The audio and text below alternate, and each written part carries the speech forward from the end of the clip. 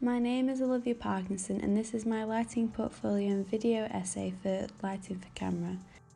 My aim overall is to experiment with practical lighting and the use of motivated lighting off-screen to replicate the practical lighting within the scene.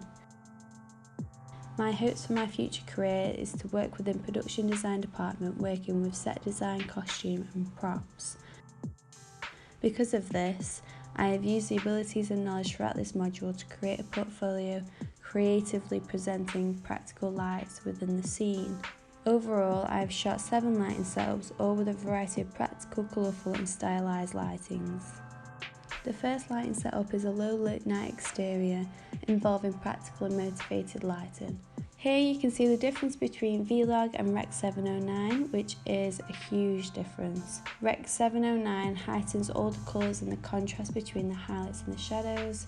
As I aim to experiment with practical lighting, in this setup I have colourful light bulbs embedded into the background to give it some dimension. I have also placed a raw flame fire lantern in the lower right corner as a practical light, which I then use a mini velvet light as a motivated light source to replicate this light. To make the image more realistic, I wafted the light to replicate the raw fire flame in the lantern, this creating a shadow movement across my grandma's face, which then added movement and narration to the shot. Once all the lights were set up, I used the light meter to record the instant and spot reading, the instant being recorded at 1.0 and spot recording at 1.0 as well. However, the image at 1.4 and the aperture within the camera looked flat, so I decreased the aperture by 2 stops and recorded it at 2.8. This was because I preferred the higher contrast. The second lighting setup is again a low lit scene. I have placed some light bulbs in the background to create depth from the character to the background. To the left of the screen is a window seeping daylight into the scene. I wanted to exaggerate this by lighting a 1.2 watt area light through the window, portraying an unnatural light source. To add movement to the scene, I then asked my dad to smoke, which became highlighted by the light piercing through the window, creating a mysterious mood. This style of lighting is good practice for my final film project, which requires a lot of low lit scenes, which for myself as a production designer working with the DOP will have to generate practical lighting to establish the action within the scene. Here is a full floor plan for the overall setup, whereas for this current setup we only have the ARRI 1.2 watt light lit. Whilst filming these setups, I wanted to explore the full potential of each individual light, which is why I explored each light within the frame.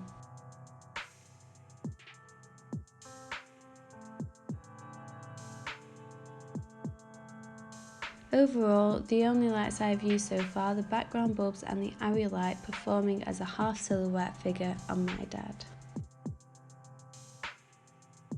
To elaborate on the set, I place a dado light with a softbox about 140 degrees from the camera, facing the back wall, adding further depth to the frame, highlighting more information within the location. Experimenting further, I then used a mini velvet light as a key light about 45 degrees from the camera to light my dad's face. Personally, I preferred the frame with the Abby and the Dido because it added depth to the scene, whereas the key light made the frame look flat, which erased most of the shadows within the scene. Here you can see the difference between the Vlog and the Rec 709 look. The Rec 709 has a higher contrast with more shadows forming across the face.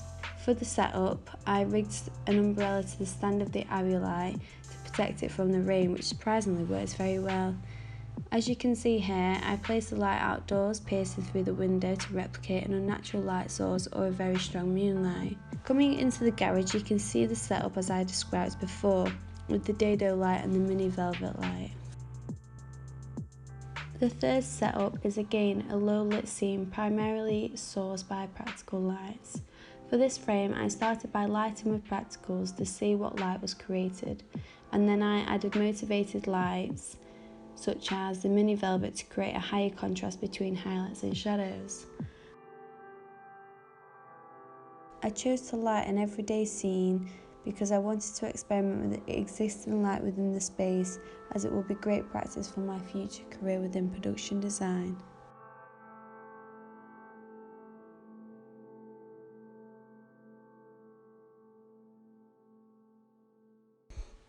I added this as a motivated light source for the table lamp to the side of my dad to flood the scene with more light. Here I have recorded the difference between the aperture in camera being 4.0 to 5.6, which is a dramatic difference. From the spot reading recording at 2.8, I chose to stick with this for the camera as it looked most appealing on my dad's complexion and overall within the space.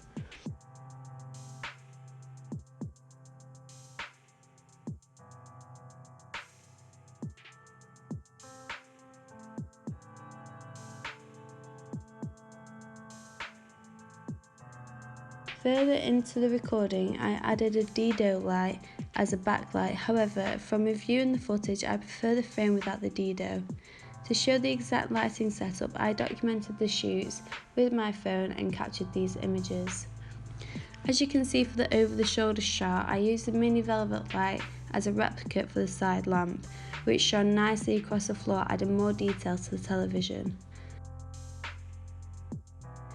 As you can see here, the light is mid-height to form realistic shadows across my dad's face.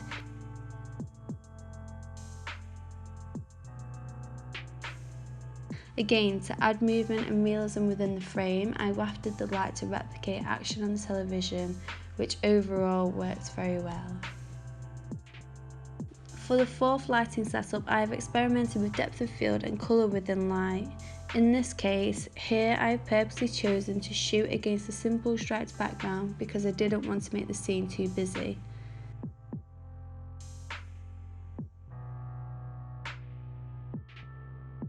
Instead, I used 3 dado lights with red, green and blue gels to create this retro pop background. To light the actress, I used a bunch of fairy lights, adding a warm key to her face, and I also used them to add depth of field to the frame by placing them close up to the lens on the outer thirds of the image. Here, I have created a floor plan, which you can see in better detail of how I set up the space. Because I wanted this particular shot to be a mid-close-up, I followed the recording of the spot reading to light the actress's skin rather than the lights. This created a smooth, even complexion across her skin, reflecting the vibrant colours within the space.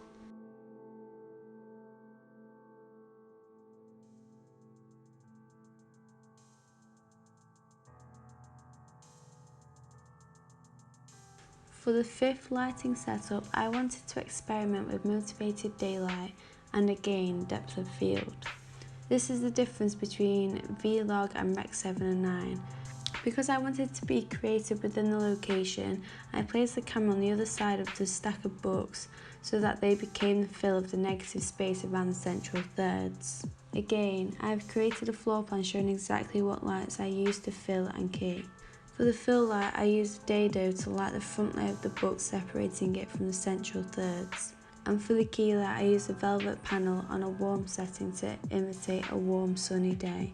The camera settings remained the same throughout the setups, however the only things that did change were the lenses and the white balance, which is displayed on the screen. My aim was to create an effortless daytime look, which I feel I achieved. However, to expand on this setup, I would have either decreased the velvet panel settings or used the butterfly frame to soften the light more so that it's not as harsh on the actress.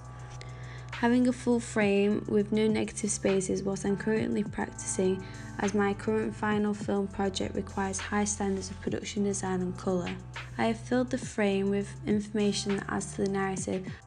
For my sixth lighting setup, I filmed against a tree with decorations on it to overall add a mood and atmosphere to the footage. On the tree is fairy lights acting as a practical within the frame. I wasn't happy with this setup, as I felt I could have experimented more with the lighting and the style of the shots. However, after reshooting in new locations, I felt that I had overcome this problem elsewhere. For this setup, I used an aperture light and a butterfly frame, which worked well, adding a soft overall feel to the frame. Because the shot is from the back of the actress, I chose to shoot the instant reading being 4.0, as it brightened the frame overall and made the colours within the tree bright and vibrant. Next time, I would wait till it's dark outside to add more contrast, and I would also add a room light to the back of the Christmas tree to separate it from the wall.